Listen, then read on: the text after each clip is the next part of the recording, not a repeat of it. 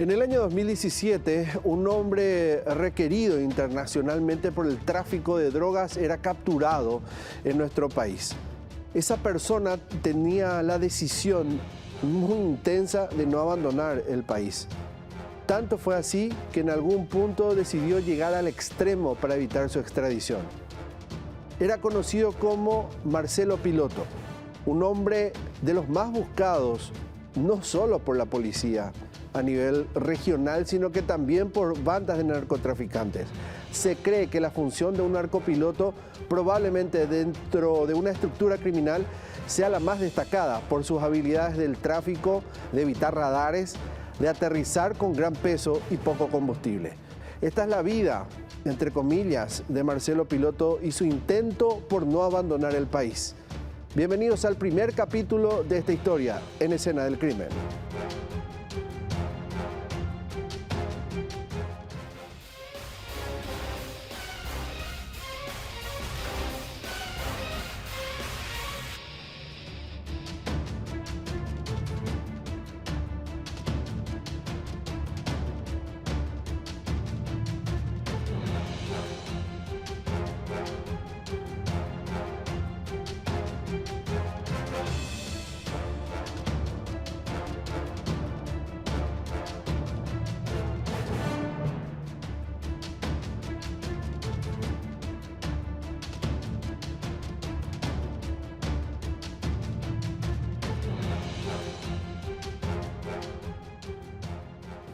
Al filo de la extradición va a ser un programa especial dedicado a un hombre y en la memoria de aquella mujer que fue asesinada como un plan macabro de este hombre, de Marcelo Piñeiro.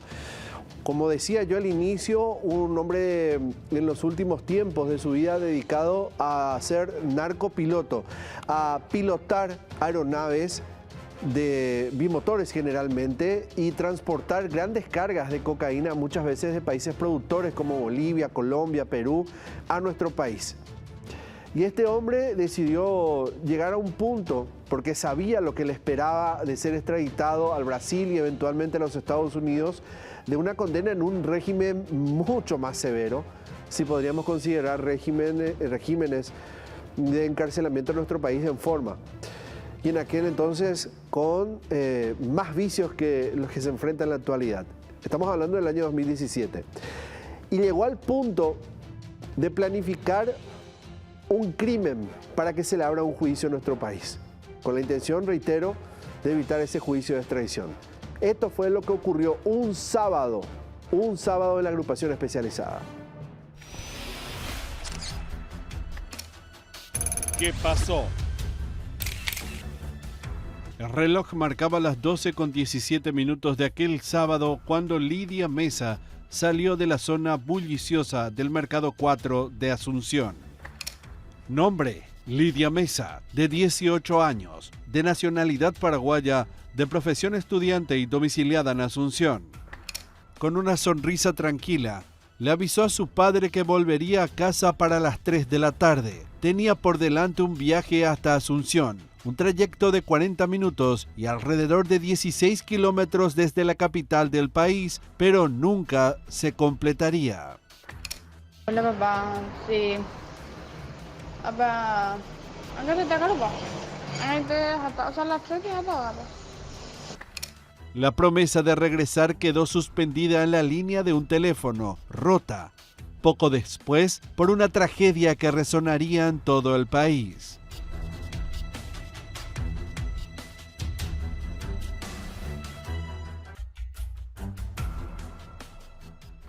A las 13:50, los pasillos de la agrupación especializada de la Policía Nacional se sacudieron con un sonido extraño, los gritos desesperados de una joven. Tras esas paredes de encierro, en un encuentro que parecía rutinario, la vida de Lidia se apagaba en cuestión de minutos. Su agresor era Marcelo Piñeiro. Nombre: Marcelo Piñeiro Piera, de 42 años de edad, de nacionalidad brasileña y de profesión comerciante, domiciliado en Itapúa.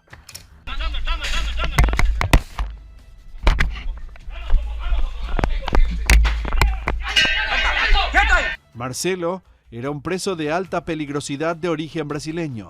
Había convertido una visita en un infierno. La discusión entre ambos estalló en la celda. En un arranque de violencia, Piñeiro la sujetó y estrelló su cabeza contra la pared. Lidia cayó inconsciente. El silencio no duró demasiado. Con fría determinación, Marcelo Piloto, como era conocido, tomó un cuchillo que él mismo había afilado con paciencia en la clandestinidad y descargó sobre la joven una serie de puñaladas. Finalmente, el arma se incrustó en su garganta, sellando su destino. Seguidamente los guardias escucharon la voz del preso. «Tuve una pelea con mi visita», gritó. Cuando irrumpieron en la celda, lo hallaron encima del cuerpo de Lidia, manchado en sangre, como si se tratara de un macabro ritual. Él pide auxilio y me voy y verifico la celda de él.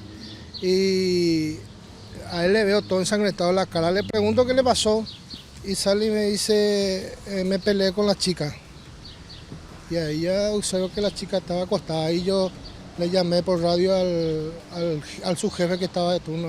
Y vinieron y le auxiliamos a la chica, pero ya estaba herida. En nombre de la Policía Nacional yo quiero presentar mis más sentidos pésames a la familia de esta joven niña paraguaya que una vez más es víctima de este monstruo denominado crimen organizado. Más o menos a las 13:50 horas el oficial de guardia escucha un grito del señor Piloto. Entonces se apersona hasta la celda y le dice, tuve una pelea con mi visita. Entonces en ese momento se activa el dispositivo de seguridad, se alerta a todo el personal que estaba de guardia para que se tomen los recaudos para ir a verificar lo acontecido y encuentran a esta señorita tendida en el suelo, ensangrentada, con una almohada debajo de la cabeza, por lo que estaba ella con vida.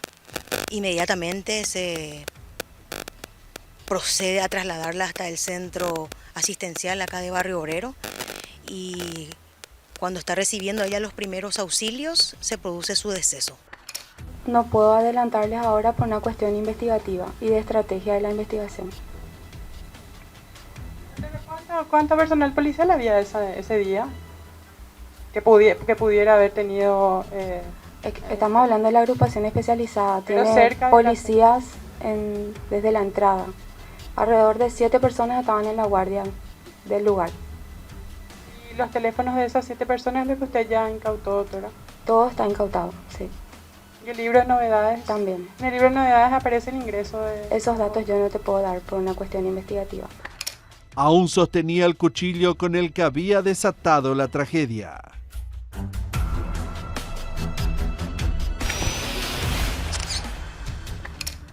La desesperación de Marcelo Piloto era tal a que tenía que agregarle al homicidio una hazaña, a ese crimen una hazaña. La hazaña era desmedida, el ataque fue muy violento, fue tan atroz que se podría describir los resultados forenses en la acción de un monstruo. En Heridas que hablan, aquellos forenses que actuaron en aquel momento describen la cantidad de veces que atacó a esta mujer.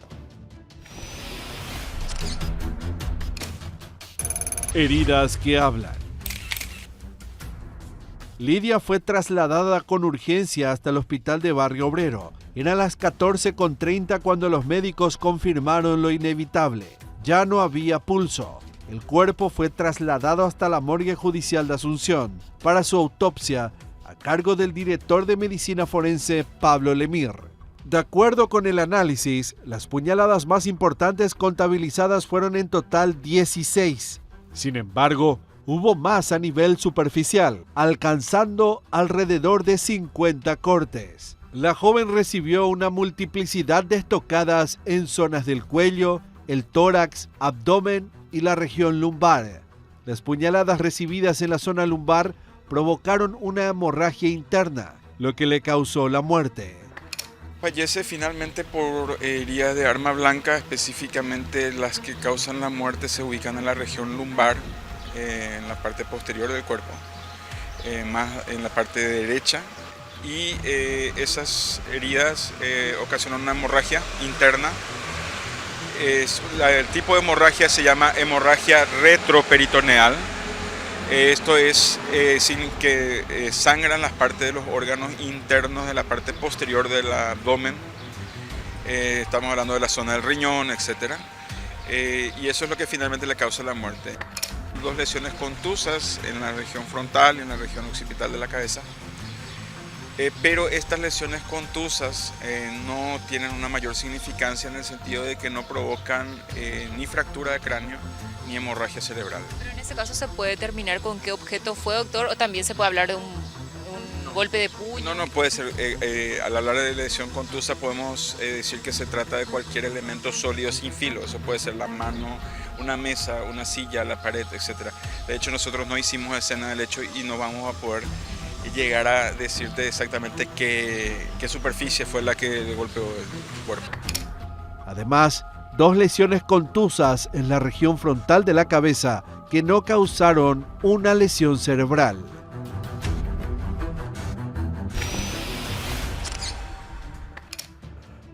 Ella era muy joven, tanto así que a su edad, si bien mayor de edad, se dedicaba a un oficio muy riesgoso, un oficio que la exponía a cualquier demente. Marcelo era uno de esos. Marcelo estaba en busca de quedarse en nuestro país y ya había asegurado que cometería un delito, un crimen, para poder asegurarse un proceso en nuestro país. Por eso su víctima podría ser al azar, podría ser cualquiera. Podría ser un oficial de policía, podría ser su custodio, podría ser algún personal de limpieza. Sin embargo, eligió la visita conyugal, porque bajo ese término es que se disfraza situaciones de compartir con extraños dentro de un régimen cerrado de prisión. Lo triste de esta situación es que al ser al azar le podría haber tocado a cualquiera. Y así como podría ser esa situación es donde Lidia fue la elegida. Decimos llamarle el destino, pero realmente Marcelo es el que estuvo detrás de este crimen macabro y de un plan hecho desde hace muchísimo tiempo. Elegida para morir. Francisco Mesa, padre de Lidia, recibió de improviso una extraña visita. Los agentes de la comisaría de San Antonio fueron hasta su casa luego de que los empleados de la funeraria llegaran hasta ahí en busca de información sobre la familia de la fallecida. Así fue como el padre de Lidia se enteró de aquel sábado negro. Su hija se convirtió en la carnada de un criminal. Marcelo Piloto, con tal de frenar su extradición, eligió un camino macabro desde el encierro mismo de la agrupación especializada. Pero fue en medio de ese torbellino de dolor que apareció una desconocida, una joven que de alguna forma agrandó el golpe de la familia. Francisco recibió el mensaje de una joven que se presentó como Soledad. Aquella joven aseguró que ella era la que debía visitar a Piloto en lugar de su hija. Ella fue contactada a última hora para cubrirle a otra chica. Y las aristas de esa investigación tendrían que ir también sobre esas personas que contrataron a la chica y que esta a la vez fue contratada por otra persona. Doctor, al decir ella fue contactada para cubrir a otra persona, ¿usted se refiere que hay una red que ya la contactó anteriormente? ¿Ella estaba ya en este trabajo? Esta es la investigación que tendría que llevar a cabo el Ministerio Público. Y como le dije, nosotros no queremos obstruir ninguna investigación y esperamos ser llamados por el Ministerio Público lo antes posible para que brinde información, tanto los familiares como esta defensa, con esta representación en todo caso. ¿Ningún llamado entonces todavía, ninguna comunicación al Ministerio Público? Nada, hasta el momento nada. ¿Usted se ha acercado a la Fiscalía o está aguardando? Desde el sábado que estuvimos en la morgue judicial, dimos números, queríamos hablar con la doctora y hasta ahora no tenemos ninguna respuesta. Usted tiene un funerario guama, mujer ya es camión de ambulancia. Usted pero usted cuña india, pero me ore la información. La soledad un va a poner en día y veces es abuela o y cosas, ojalá será digo y veces ahí. ¿Qué soledad pico pepe y don Francisco? Más o menos a mandar, cena conoce yo la profunda que es esa y la puta ya con Ko San Antonio gua. Pero ko arupi gua la mitad cuña. San Antonio gua. Cuando la endera llega amigas a hueja. No sé, las amigas no tanto en día. Que no más hengo a la co ya donde colón más hengo vos la voy a avisar. Y sin yo cuyo caso y la vendedora un por mercado 4. Haupeya tu o jugo la te cuña cara ahí, a joña entender te cuña cara 90 años. Ahora la rica. Pero pena pe cuá era muy te la cuña cara y 90 años. Mercado 4 coteitendes y yo le PPT. Ah, donde cuá era muy te para. A pe soledad pepe lo más por la mercado pe. No cuá dice. No le dice a mandar, no le dice ande más vete. Que se puede donde a la chape cuña taima ya. No ella antes cuá. Pues la gente dice, pues la llevo justicia, ya cuidamos de la olla ya no hay que tomar información. Yo de ahí le traslado a la agrupación de seguridad donde estaba el señor ministro, el comandante, y le hago entrega a ellos y ya queda a cargo de ellos para una posterior seguramente declaración a la fiscalía. ¿Cómo se identifica la señorita en este caso ante usted? La señorita, yo le pregunté el nombre y mi jefe se llama Natalia Zorrilla. Me mostró su cédula de identidad y con esa cédula de identidad yo le llevé a la agrupación. Ahora me están diciendo que se llama Soledad, no sé de dónde habrán quitado o a veces su nombre de Facebook, como la mayoría cambia su identidad en el Facebook, habrá utilizado ese nombre. ¿Y la familia no le dio el nombre de la chica en ese momento? No, la familia no le conocía a la chica. El papá me dijo que no le conocía, que ahora recién le vio que vino esa chica y que según su papá ella vivía en la casa de la señora con quien trabajaba. Que no sabía que vivía con esa chica, por ejemplo, ¿verdad? Entonces yo le dije que, bueno, entonces vamos a llevarle a la chica para que declare bien, ¿verdad? Eso fue mi función, en llevarle a la agrupación. Ella no estaba detenida, hay que aclarar, no estaba prendida ni estaba demorada. Solamente ella nos acompañó voluntariamente para aclarar también su caso, porque ella me dijo que ella una vez fue a visitarle a ese señor, que tenía miedo. Un primo de la víctima aportó otro dato revelador. Lidia, conocida entre las trabajadoras sexuales como Aldana, había prometido que sería la última vez que vería a Piloto. Lo hacía porque el mismo brasileño le había rogado visitarlo antes de que lo extraditaran.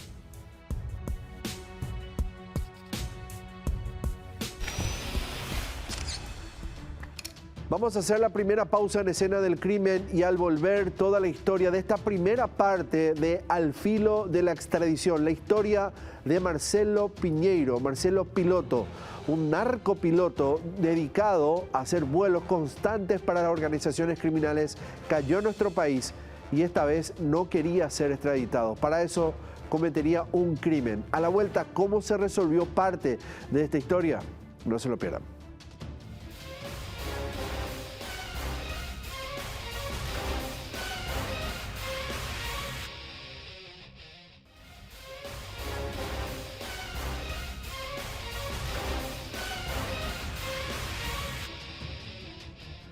Esto generaría un efecto dominó en toda la estructura policial, porque saben, como escucharon al principio, que la agrupación especializada es un cuartel técnico de la Policía Nacional.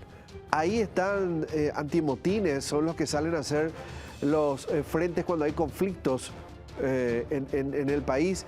Están agentes tácticos muchas veces de la FOPE compartiendo con ellos, por más que su cuartel sea contiguo a la agrupación especializada, pero teniendo en cuenta que existen agentes tácticos de hace años, ahí se comenzó a recluir a personas consideradas criminales de alto perfil en nuestro país.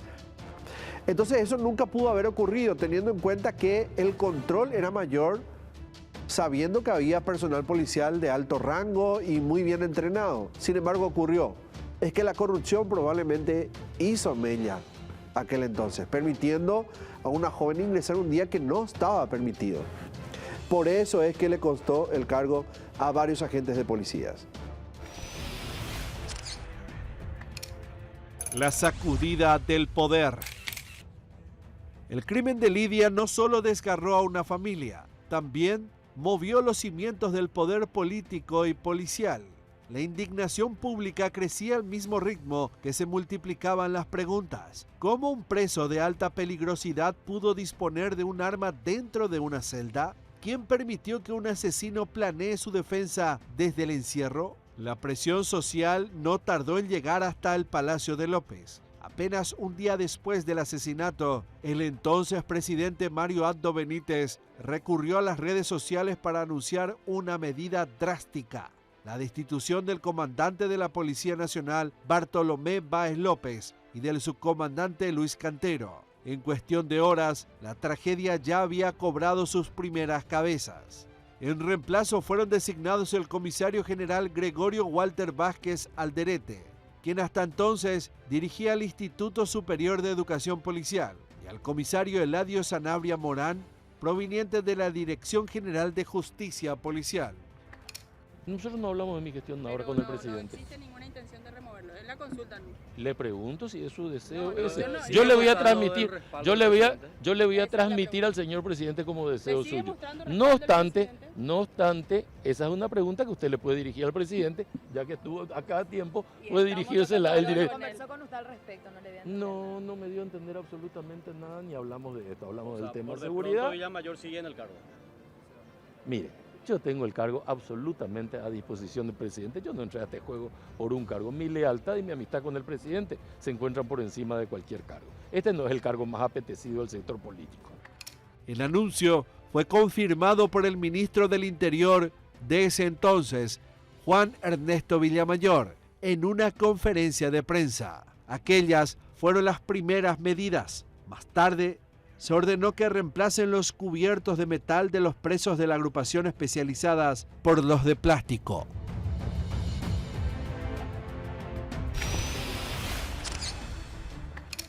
Lidia tiene toda una historia, y no solo en Paraguay. Ella vivió un tiempo en la Argentina y tenía familia en la ciudad de San Antonio, la ciudad del departamento central. Y ahí es donde residía y, bueno, en busca de progresar en un país de muy pocas oportunidades, sin justificar absolutamente nada. Cada uno aborda y analiza distintas cuestiones desde la moral que cree tener. Ella decidió hacerlo de esa forma y lastimosamente eso fue el camino hacia su final. Un regreso para su final. Menor de 6 hermanos, Lidia Mesa Burgos había llegado al mundo como la más mimada del hogar. Nació en General Resquín, en el departamento de San Pedro, y a los 5 años migró junto con sus padres a la Argentina, donde pasó buena parte de su infancia. Siempre buscaba el abrigo de mamá y papá para dormir, porque su condición de ser la última de la familia la hacía la consentida de todos. En tierras argentinas cursó la escuela, aunque no logró concluirla. Fue recién en julio del año 2017 cuando regresó a Paraguay, ya con la firme idea de continuar sus estudios. Apenas cumplidos los 18 años, en mayo de ese mismo año, Lidia había empezado a trazar una meta clara: terminar la secundaria a través de un curso acelerado y más adelante convertirse en abogada. La vida la condujo hasta la ciudad de San Antonio, donde su familia intentaba levantar un nuevo hogar después de emigrar desde San Pedro. Al poco tiempo consiguió trabajo en la capital y se mudó en los alrededores del Mercado Municipal número 4, donde vivió hasta el fin de sus días.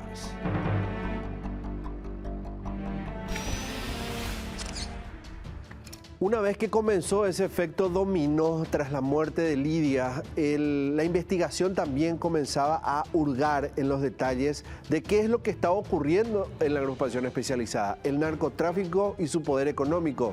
Ese poder económico que puede seducir a cualquiera y tumbar cualquier atisbo de honestidad que tenga. Fue así que se descubrió, no era la primera vez que ella visitó la celda de Marcelo Piloto. No era el primer encuentro. Lidia Mesa Burgos conoció a Marcelo Piñeiro apenas unas semanas antes de su trágico final. Un primo de la joven dijo que su primera visita fue en octubre del año 2017. Un contacto casi fortuito que cambiaría para siempre su destino.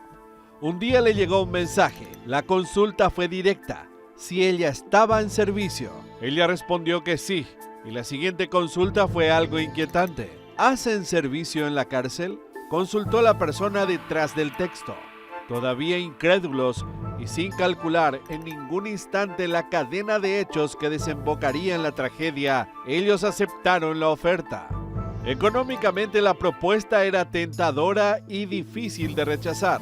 Ofreció mucho dinero y negarse a eso no fue una opción. Aunque Marcelo solicitaba a diferentes mujeres en cada ocasión, siempre insistía con Lidia. Supuestamente estaba enamorado de ella. Marcelo Piñeiro le llamó, hemos conversado también, hemos encontrado después que pasó criminalística y levantó los datos, se dio la orden de que se ingrese, que se haga un cateo y hemos encontrado un teléfono desde el cual vía una app se ponía en contacto con esta amiga. Ministro, ¿hubo complicidad de la policía, por supuesto, para que ingrese esta mujer? Sí, no, complicidad para que ingrese no porque él está en libre comunicación, la complicidad fue para que ingrese el aparato telefónico. O sea, yo no excluyo, sí es día de visita, es día de visita. Y él está en libre comunicación, es decir, él tiene derecho a recibir visitas si él acepta la visita y la visita va voluntariamente y pide ingresar a la celda de él. Así, cerca de las 12:35 del fatídico sábado, la joven ingresó por tercera vez a la agrupación especializada, sin saber que esa visita sería la última de su vida. Así también lo confirmaron los registros de la agrupación especializada, donde su nombre aparecía en el cuaderno de ingreso para visitas. Según los registros oficiales de la agrupación especializada de la policía, un mes antes de su muerte, Lidia fue a ver a Piloto por primera vez, iniciando un vínculo que, aunque breve, resultó fatal.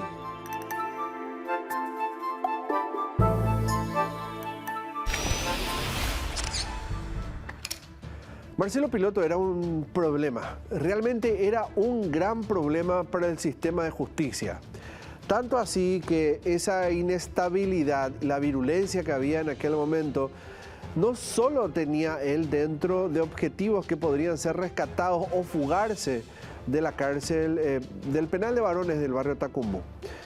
La Penitenciaría Nacional de Tacumbú, como popularmente se la conoce. Es más, en aquel momento había un rumor que hablaba de la utilización de bombas o explosivos plásticos, el famoso C4 o banana C4, para tumbar los muros, o parte al menos de ello, de la Penitenciaría de varones, logrando así que un objetivo como Marcelo Piloto, muy requerido por las organizaciones criminales por su habilidad en el sobrevuelo con mercancía, sea rescatado. Por eso fue que lo llevaron al lado, a su vecino, a la agrupación especializada. Los intentos de escape. Marcelo Piñeiro nació en el año 1975, en la favela de Urubú, en Pilares, Río de Janeiro. Su historia comenzó en el mundo del crimen desde muy joven. A mediados de la década de 1990, se inició como ladrón común, participando en los llamados robos de tranvía en la zona norte de Río. Su rol era conducir los móviles de huida, de ahí surgió su apodo Piloto. Escaló a principios de la década de los 90 al narcotráfico de menor nivel y fue arrestado en 1998. Recibió una condena de 26 años de prisión, pero el 24 de agosto del año 2007 obtuvo el derecho de cumplir su condena bajo un régimen semiabierto. Así, fue enviado al Instituto Penal Edgar Costa, en Niterói. De allí no tardó en escapar. Con Piñeiro se han tomado las precauciones necesarias. En cuanto a su seguridad, la forma, se han reforzado. Hay algunas cosas que es difícil, por medida de seguridad es difícil de difundirlo, pero está en buenas manos.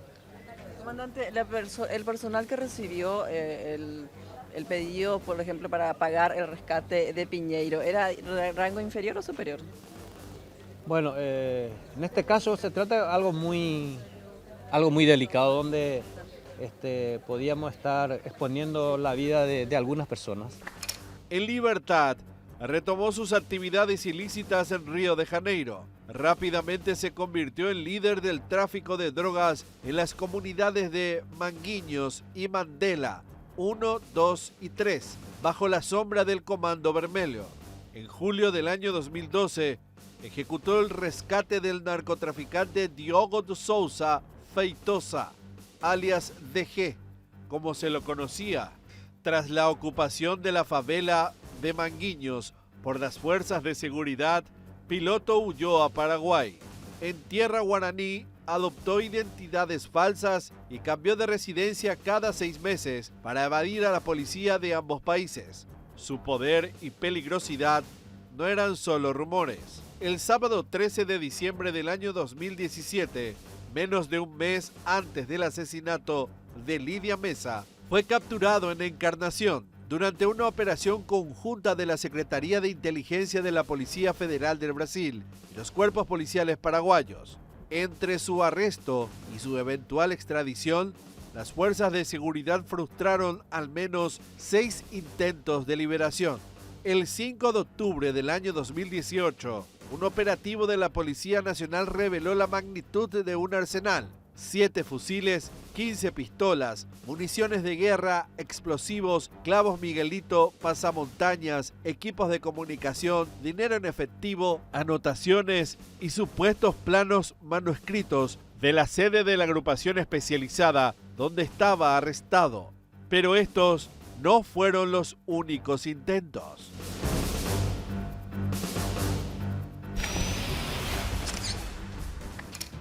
Hacemos la última pausa en Escena del Crimen. Hoy estamos contando la historia de Marcelo Piloto bajo el título Al filo de la extradición. ¿Qué va a ocurrir en el próximo programa? Vamos a hacer la pausa y al volver un resumen para ustedes.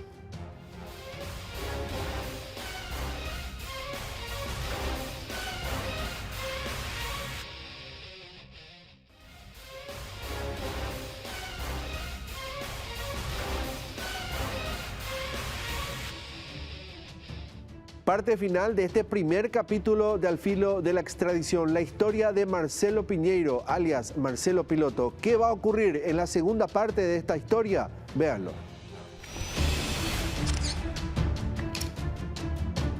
Adelanto del siguiente capítulo. Todavía queda mucho por contar. La muerte de Lidia fue el intento extremo por quedarse, pero antes también hubo oscuros entramados que rodearon la vida de Marcelo Piloto en Paraguay. Los detenidos por proxenetismo vinculados a la red de explotación sexual de Lidia. Los testimonios que revelaron cómo operaba Piloto desde la agrupación especializada. Una impactante conferencia de prensa en la que Piloto no solo defendió su inocencia, sino que señaló con nombre y apellido a los altos jefes policiales, acusándolos de recibir dinero para protegerlo y para garantizar sus negocios ilícitos. Una decisión acertada, valiente, era lo que se tenía que hacer. Y bueno, acá la policía está podrida, evidentemente, todos estos grupos armados del narcotráfico infiltró el Paraguay. Y bueno, es preocupante, pero es una decisión acertada. Por hacer en las filas de la Policía Nacional porque hay mucha corrupción.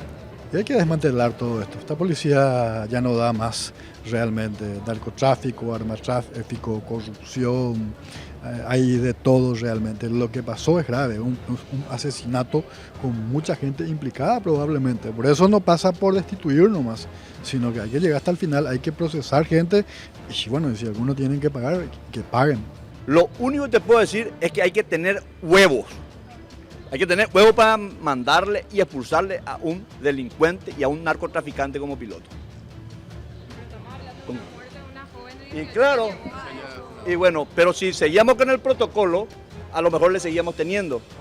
Y en uso de su facultad, el presidente Mario Abdo Benítez decidió expulsarlo. Y yo particularmente estoy de acuerdo con la medida adoptada. Su vida en Paraguay, sus identidades cambiantes, la logística que usaba para evadir a la justicia y los días que antecedieron su captura, los detalles de su extradición y las consecuencias de sus acciones en ambos países. Todo esto reviviremos en nuestro siguiente capítulo. Estamos ante un lamentable hecho de homicidio doloso ocurrido en territorio nacional, pero eso va a ser transferido a la República Federativa del Brasil para su juzgamiento, una vez que la fiscal actuante y el equipo de trabajo conformado por la fiscal general del Estado realice todas las indagaciones necesarias y recolecte todos los elementos probatorios, de manera que nosotros, en el marco de las convenciones internacionales, especialmente de Palermo, crimen organizado, Viena, narcotráfico y Nassau de cooperación internacional, podamos hacer la transferencia de ese proceso al Brasil para su juzgamiento pertinente. Este caso no va a quedar impune, el proceso va a ser iniciado en Brasil una vez que nosotros tengamos todos los elementos de pruebas pertinentes. Estamos hoy trabajando en el esclarecimiento total de la muerte de esta joven. Todos pueden tener la tranquilidad de que las evidencias han sido incautadas, que se encuentran en resguardo en el laboratorio donde se va a estar trabajando. Se está trabajando coordinadamente con la Policía Nacional, con el Ministerio del Interior. Todos estamos, no va a quedar impune. Este es el mensaje que quiero transmitirle a mis compatriotas, que estén tranquilos, que la ida de piloto no significa impunidad.